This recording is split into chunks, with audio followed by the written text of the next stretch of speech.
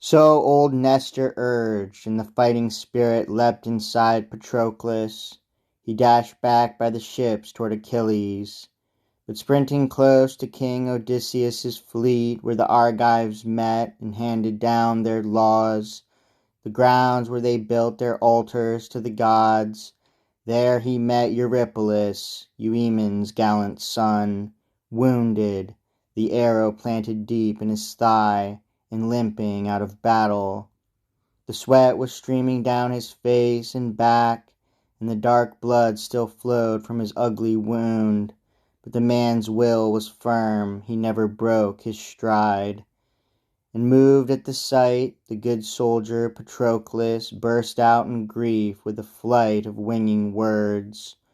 Poor men, lords of the Argives, O my captains, how doomed you are, look, far from your loved ones and native land, to glut with your shining fat the wild dogs of battle here in Troy. But come, tell me, Eurypylus, royal fighter, can the Achaeans somehow still hold monstrous Hector? Or must they all die now, beaten down by his spear? Struggling with his wound, Eurypylus answered, No hope, Patroclus, prince, no bulwark left. They'll all be hurled back to the black ships, all of them, all our best in the old campaigns are laid up in the hulls. They're hit by arrows, pierced by spears, brought down by Trojan hands, while the Trojans' power keeps on rising, rising. Save me at least. Take me back to my black ship.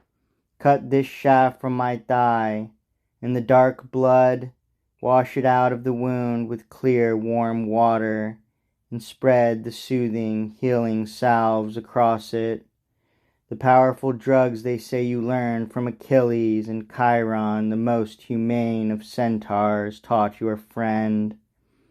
And as for our own healers, Podalirius and Machaon, one is back in the shelters, wounded, I think. Machaon needs a good strong healer himself, he's racked with pain. The other's still afield, standing up to the Trojans' slashing onslaught. The brave son of Menetius answered quickly, Impossible. Eurypylus, hero, what shall we do? I am on my way with a message for Achilles, our great man of war. The plan that Nestor, Achaea's watch and ward, urged me to report. But I won't neglect you even so with such a wound. Embracing the captain, arm around his waist, he helped him toward his shelter.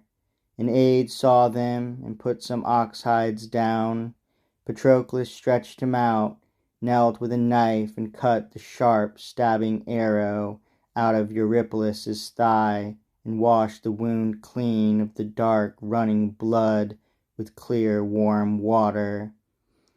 Pounding it in his palms, he crushed a bitter root and covered over the gash to kill his comrade's pain.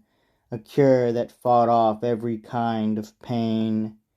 And the wound dried, and the flowing blood stopped.